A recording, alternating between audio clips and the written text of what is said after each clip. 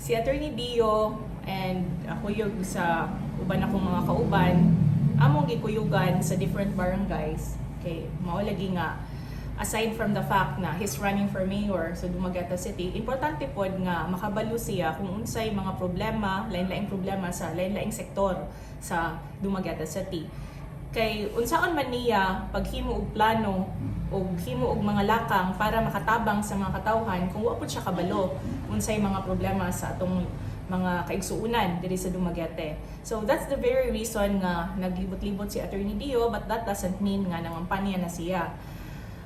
It's a different story kung mangampanya kay maingon man nga vote for me or vote for Attorney Dio Remolio, but this kind of kanang paghalubilo or storya sa mga tao is not campaigning, but it is a way of knowing kung kinsa ang taga Dumaguete o unsa ang mga problema sa Dumaguete para sa iyahang bisag ginagmay nga paraan makatabang sa katawhan sa Dumaguete.